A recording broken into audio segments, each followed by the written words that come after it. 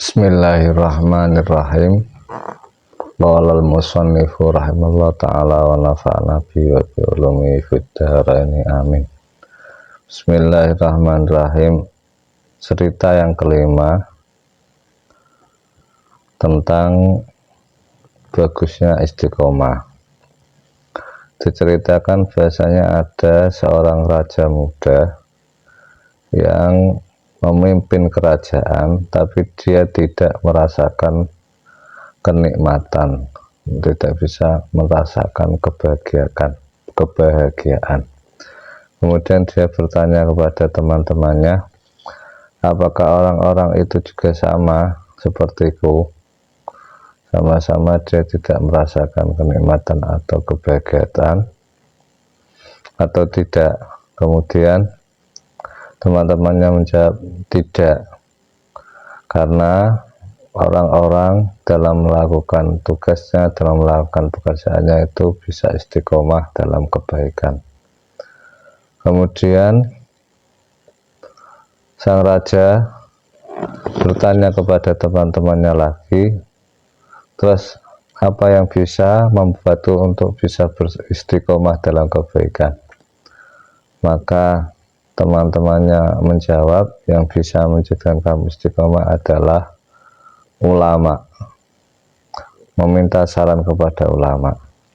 Kemudian dia mengundang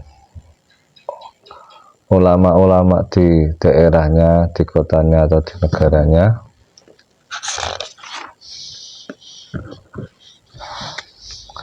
dan juga orang-orang soleh di sana. Kemudian sang raja berkata kepada ulama dan orang-orang soleh di sana, duduklah bersamaku, atau gampangannya terus ngangkat penasehat sing rupa ulama, sing rupa wong soleh-soleh. Maka hal-hal yang kamu lihat dariku adalah sebuah ketaatan, maka perintahlah aku dengan ketaatan itu. Kebijakan-kebijakan aku yang baik, ya, kemudian tingkah laku aku yang baik, maka dukunglah itu dan perintahlah itu. Akan tapi kalau ada hal-hal yang dariku itu adalah suatu yang jelek, suatu yang maksiat, suatu yang merugikan masyarakat, ya, merugikan aku, maka laranglah aku atas kemaksiatan itu. Kemudian ulama dan raja itu melakukan hal itu terus, sehingga raja tersebut bisa istiqomah dalam hal kebaikan selama 400 tahun. Kemudian iblis laknatullah datang kepadanya dan berkata datang kepadanya. Kemudian sang raja berkata kepada iblis, siapa kamu? Kemudian iblis tersebut itu menjawab, saya iblis. Akan tetapi dan kemudian iblis juga berkata kepada sang raja, kamu itu siapa? Kemudian sang raja menjawab, saya adalah seorang laki-laki dari keturunan Adam. Saya adalah manusia. Ya.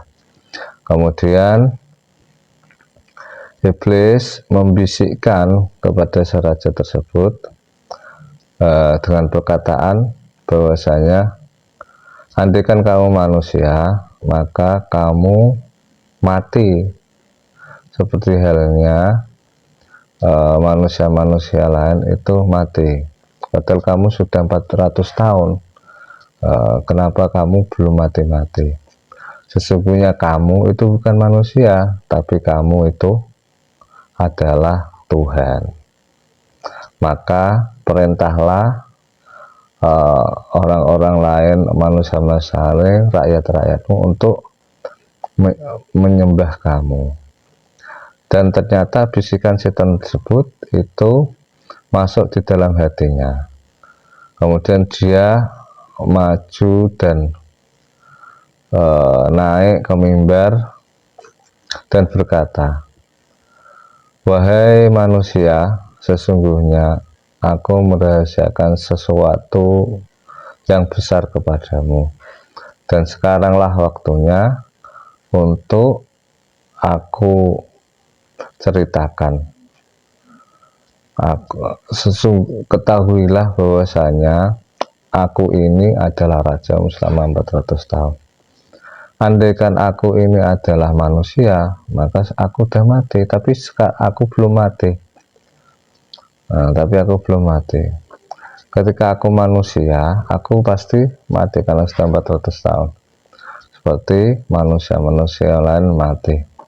Sesungguhnya aku bukan manusia, tapi sesungguhnya aku Tuhan, maka sembahlah aku." Padahal dia itu bisa hidup 400 tahun ya. Dia bisa memimpin kerajaannya selama 400 tahun. Itu karena hikmah dia selalu istiqomah kepada Allah Subhanahu wa taala. Istiqomah dalam kebaikan, istiqomah tidak maksiat kepada Allah Subhanahu wa taala, sehingga Allah memberikan nikmat kepada dia, melanggengkan nikmat kepada dia, dan menambah-nambahkan nikmat kepada dia, yaitu dia bisa menjadi raja selama 400 tahun. Dia diberikan panjang umur selama 400 tahun, seperti yang didahulukan Allah Subhanahu wa taala, la in syakartum la azidannakum. Dengan kamu sudah diberi nikmat Allah Subhanahu wa taala dan kamu mau bersyukur, kamu mau istiqomah dalam kebaikan itu, maka Allah Subhanahu wa taala akan selalu menambah nikmat tersebut ya. Tapi ini tidak, dia merasa malah dia sekarang dia malah maksiat kepada Allah Subhanahu wa taala. Maksudnya adalah fatal karena dia mengaku sebagai Tuhan ya. Kemudian Allah Subhanahu wa taala sejak sang raja itu mau Tuhan, mewahyukan kepada nabi zaman tersebut, dan ini raja adalah raja Israiliyat ya, raja Israiliyat, jadi sebelum Nabi Muhammad SAW, karena umurnya banyak-banyak, tapi 400 tahun itu sangat banyak sekali walaupun zaman Israiliyat ya. Kemudian Allah Subhanahu wa taala mewahyukan nabi zaman raja tersebut untuk mengabari bahwasanya sesungguhnya Allah Subhanahu wa taala itu istiqomah memberikan kebaikan kepada raja tersebut selama raja tersebut mau istiqomah. Akan tetapi ketika raja tersebut berpaling untuk maksiatku, yaitu maksiat Allah Subhanahu wa taala, maka Allah bersumpah dengan kekuasaannya, keagungannya, dia akan menjadikan kuasa atau kepada Bukhtanasor, memberikan kekuatan kepada Bukhtanasor untuk menguasainya, untuk menjajahnya, untuk mengalahkannya. Bukhtanasor ini raja lain dari negara lain yang dolim untuk menjajahnya, untuk menguasainya ya.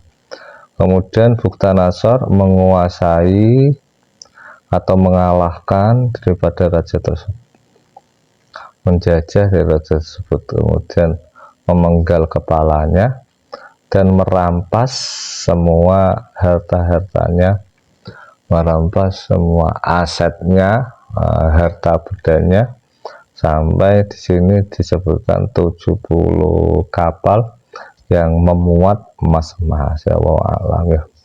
Dari cerita ini bisa diambil pelajaran bahwasanya ketika kita melakukan istiqomah dalam kebaikan, maka Allah Subhanahu wa taala juga istiqomah juga selalu akan memberikan kebaikan kepada orang tersebut ya. Artinya harus dikai nikmat ya kudu syukur, kudu istiqomah, tidak maksiat dengan Allah Subhanahu wa taala, supaya Allah selalu maringi nikmat ngenane wong mau ya. Nanti kan saumane kepleset maksiat ya, cepat-cepat kembali taat dengan Allah Subhanahu wa taala dan bertobat dan kembali kepada Allah Subhanahu wa taala ya. Dalam kasus ini raja tersebut itu yang selalu taat, selalu baik ya, kemudian di akhir hayatnya dia malah melakukan kemaksiatan, dan fatal kemaksiatannya adalah mengaku Tuhan. Sehingga nikmat yang sudah diberikan Allah Subhanahu wa taala kepada tersebut dicabut oleh Allah Subhanahu wa taala. Wallahu a'lam bishawab.